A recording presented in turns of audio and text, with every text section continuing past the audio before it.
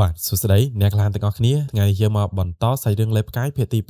237ជាបន្តទៅទៀតសូមពឹងអ្នកកលានទាំងអស់គ្នាកុំភ្លេចជួយចុច like និង subscribe ឲ្យ channel របស់ admin ម្នាក់មួយផងដែរចូលមកដល់សាច់រឿងរបស់យើងនៅក្នុងភាគនេះចាប់ផ្ដើមឡើងនៅក្នុងទីតាំងនៃអំបូរក្រុងឆ្អឹងដែលវ័យហើយគេបានមករាយការណ៍ទៅកាន់ថ្នាក់ដឹកនាំនៃអំបូរក្រុងឆ្អឹងរបស់ពួកគេមេក៏បាននិយាយស្ដីឲ្យថាពួកអំបូរភ្នែកទេវភាពរស់នៅក្នុងសម័យកាលចាប់បដិសន្ធិដូចគ្នាពួកគេអាចចូលទៅបានប៉ុន្តែពួកយើងមិនអាចទៅបានទេនេះគឺពិតជាហួសហេតុខ្លាំងណាស់អំបូរក្រុងឆ្អឹងរបស់យើងមិនអាចចូលមើលអ្នកដទៃទទួលបានមរតកដោយស្ងៀមស្ងាត់បាននោះទេលោកម្ចាស់ម្នាក់ទៀតក៏បាននិយាយថាហេតុអីបានជាយើងមិនផ្សព្វផ្សាយព័ត៌មានមួយនេះរីករាលដាលពេញសកលលោកទាំងមូលទៅឲ្យតាក់ទាញអិសរាជជនមានអំណាចពីគ្រប់ទិសទីទៅកាន់ទីនោះនេះក៏ធ្វើឲ្យទូភ្នោវានឹងធ្លាក់ចូលក្នុងស្ថានភាពវឹកវរផងដែរចំណែកឯនៅខាង law firm របស់យើងគាត់បានចូលមកកាន់ច្រកនៃការសាឡបងជីវិតនិងការស្លាប់នេះហើយនៅខាងមុខយើងក៏បានឃើញសភាវៈដែលបានវាយប្រហារទៅកាន់លោកម្ចាស់ទាំង4នាក់កាលពីភាគមុនដែលពួកគេគឺអាចឆ្លងកាត់បានត្រឹមតែ3នាក់ប៉ុណ្ណោះសភាវៈមួយនេះគឺមានមាឌធំសម្បើមរាងកាយមានច្រវាក់រំជុំវិញដៃលោហ្វងលន់មកថា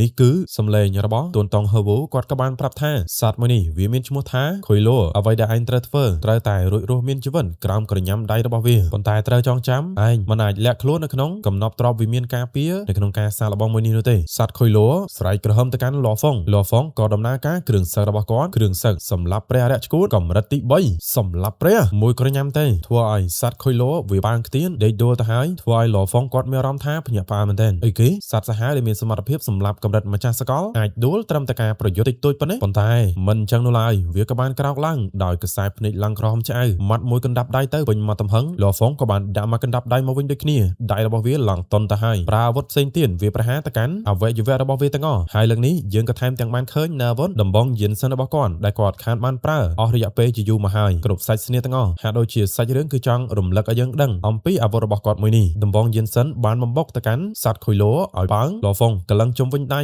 ហើយតតមកជើងកដាលកញ្ចប់មន់ដំបងយិនសិនតទៅម្ដងទៀតប្រយាយប្រែទម្រង់ទៅជាផ្លែដាវរបស់គាត់កាប់មកទំហឹងសត្វខុយឡូទប់ផ្លែដាវរបស់គាត់ជាប់ស្រែកប្រឹងមួយវាស់ក្រញាំដៃរបស់វាក៏បានបំបែកផ្លែដាវរបស់លោហ្វងឲ្យគាត់ខ្ទាតទៅលោហ្វងក៏គាត់សង្កល់ដឹងដើមឡើយវាមានកម្រិតត្រឹមតែអ្នកប្រយុទ្ធកំពូលប៉ុណ្ណោះមិនបានជាវាកាន់តែខ្លាំងទៅបែបនេះឥឡូវនេះឈានដល់កម្រិតម្ចាស់សកលដំណាក់កាលទី2ទៅហើយបន្តប្រយុទ្ធឃើញថាវាកើនឡើងដល់ដំណាក់កាលទី3បន្តប្រយុទ្ធទៀតដំណាក់កាលទី4ដំណាក់កាលទី5ម៉ាត់លោហ្វងយោដំទម្លាក់ចុះទៅក្រោមគាត់ដឹងថាសត្វចម្លែកខុយឡូនេះកំពុងតែកើនឡើងកម្រិតពិតជាលឿនខ្លាំងមែនទែនវាប្រហែលជាជិតដល់កម្រិតទី6ហើយឥឡូវនេះគួរឲ្យខ្លាចជាងវូហ៊ុនទៅទៀតត្រឹមរយៈពេលដ៏ខ្លីវាប្រហែលដល់ខូចខាតរាងកាយព្រះរបស់គាត់អស់ចំនួន8%រឿងនេះវាមិនអាចបន្តនោះទេហោះកិច្ចពីកណ្ដាប់ដៃរបស់វាបន្តិចយកអេឡង់បញ្ចេញទៅស្លាប់ឆាវូរបស់គាត់យូរណាស់មកហើយយើងមិនបានប្រយុទ្ធជាមួយនឹងគ្នានោះទេដោយមានស្លាប់ឆាវូនៅក្នុងដៃខ្ញុំខ្លាចថាឯងមិនអាចរញ៉េរញ៉ៃជាមួយនឹងយើងបាននោះទេវាឲ្យប៉ាងទៅក្រោយស្នៀតដាវក៏បន្តកម្មល្បឿនរបស់លោហ្វងក៏លឿនរីឯល្បឿនរបស់វាក៏លឿនដូចគ្ន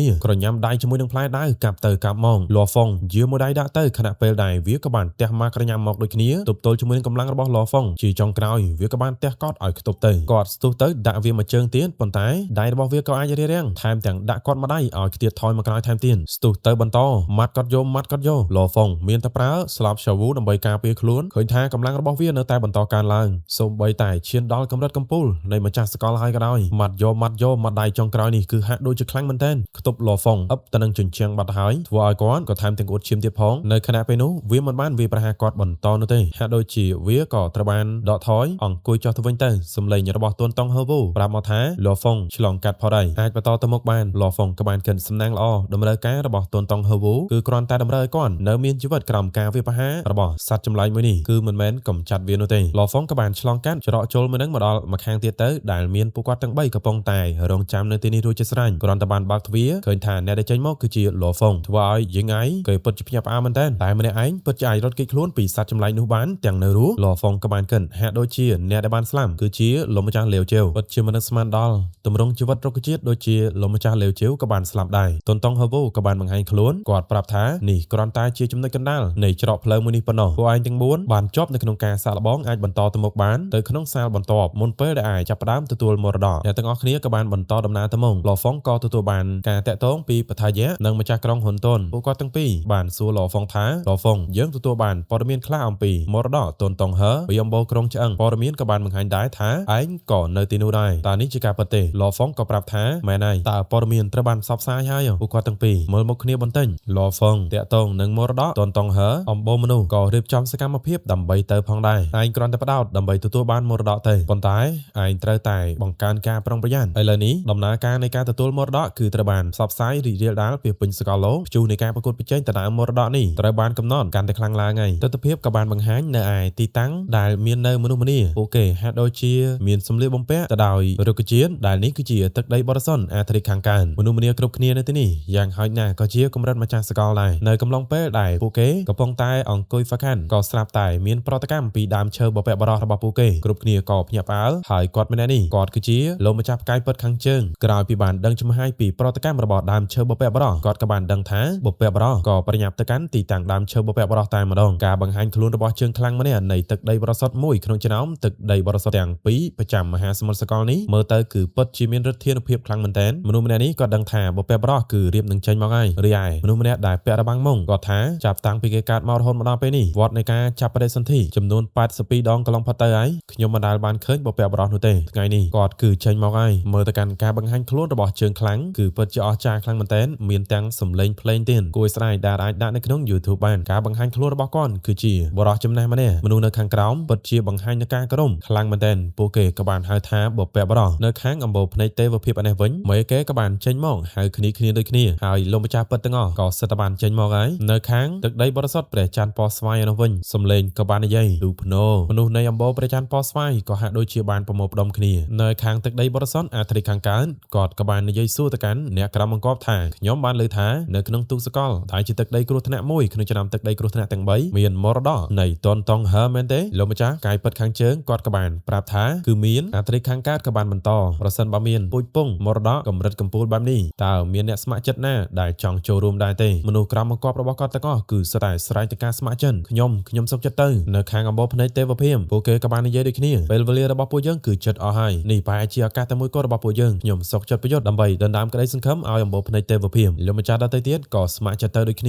ាអាត្រិកខាងកើតឯនោះវិញគាត់បានបញ្ជាឲ្យទៅកាន់លោកម្ចាស់កាយពិតខាងជើងថាជ្រើសរើសម្ចាស់សកលចំនួន20នាក់កម្រិតអ្នកប្រយុទ្ធចំនួន200នាក់និងកម្រិតអមតៈចំនួន2000នាក់ហើយធ្វើដំណើរទៅកាន់ទូកសកលឲ្យបានលឿនតាមដែលធ្វើទៅបានទេមរតកតនតងហឺទឹកដីបរិសុទ្ធអាត្រិកខាងកើតរបស់យើងត្រូវតែទទួលបានខាងអំបូរភ្នែកទេវភាពលោកម្ចាស់ពិតទី1ក៏បាននិយាយថាលោកម្ចាស់ពិតទី2និងលោកម្ចាស់ពិតទី7លើកនេះអាស្រ័យទៅលើអ្នកទាំងពីរហើយនៅខាងទឹកដីបរិសុទ្ធព្រះច័ន្ទពណ៌ស្វាយក៏ដូចគ្នាកំពុងតែរៀបចំផងដែររូបរាងរបស់បពែបរោះនៃទឹកដីបរិសុទ្ធព្រះច័ន្ទពណ៌ស្វាយមិនទាន់បានឃើញមកវិញនៅឡើយនោះទេបញ្ជាកូនចៅឲ្យចេញដំណើរងាកមកខាងលហ្វរបស់យើងវិញបន្តដំណើរឆ្ពោះទៅមុខជាមួយនឹងអ្នកទាំង4មើលទៅភាគីខាងណានឹងក៏ចង់តែស៊ីសាច់គាត់ដែរលហ្វក៏ដឹងកម្លាំងទាំងអស់នៅក្នុងសកលលោកកំពុងតែសម្លឹងមើលមរតកតនតងហឺប៉ុន្តែកម្លាំងរបស់មនុស្សជាតិគឺមានកំណត់ដោយសារតែពួកយើងមិនអាចប្រកួតប្រជែងទៅនឹងចំនួនបានចឹងហើយមានតែមើលទៅលើសមត្ថភាពរបស់ខ្ញុំប៉ុណ្ណោះបន្តដំណើរទៅដល់មុខក៏បានឆោតតនតងហឺវូក៏បានបង្ហាញខ្លួនពួកគាត់ក៏បានក្រមគាត់ក៏បានបង្ហាញឲ្យពួកគេមើលទៅកាន់ម្ខាងលហ្វក៏បានងាកមើលទៅកាន់ម្ខាងទៀតគាត់ក៏សួរថាតើពួកគេបានឃើញវាទេយើងឯងបាននិយាយមុនគ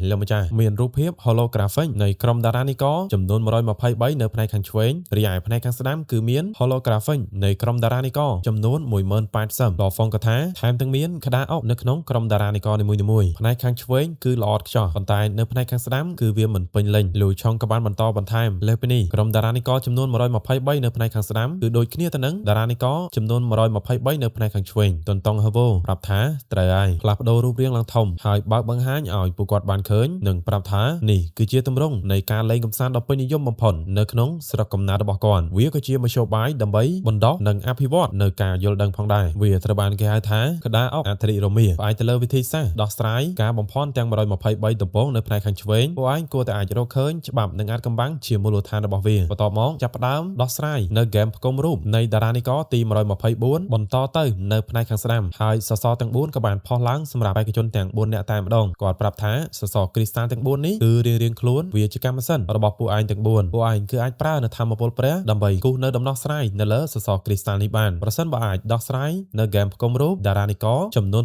6000ក្នុងរយៈពេលកំណត់នឹងអាចទទួលបានមរតកតនតងហឺរបស់ខ្ញុំដោយផ្ទាល់ដូចគ្នានេះដែរក្នុងនាមជាកម្រិតម្ចាស់សកលប្រសិនបើឯងមិនអាចដោះស្រាយនៅហ្គេមផ្គុំរូបសូម្បីតែ1500នោះគឺមានន័យថាមិនតន់អាចឈានដល់ចំណុចកំពូលនៅឡើយនោះទេក្នុងករណីនេះគឺមានតែការស្លាប់ប៉ុណ្ណោះសាច់រឿងនៅក្នុងភាគទី237របស់យើងក៏បានស្លេះត្រឹមតែប៉ុណ្ណឹងកុំភ្លេចជួយចុច like និង subscribe ហើយបើចង់ទស្សនានៅការសម្រាយច្បាស់ក៏ដូចជាមានទាំង novel របស់លីនតុងផងដែរនោះគឺមាននៅក្នុងអាណាចក្រអាថ៌កំបាំងរបស់មីនអរគុណច្រើនយើងចាំជួបគ្នានៅវីដេអូក្រោយ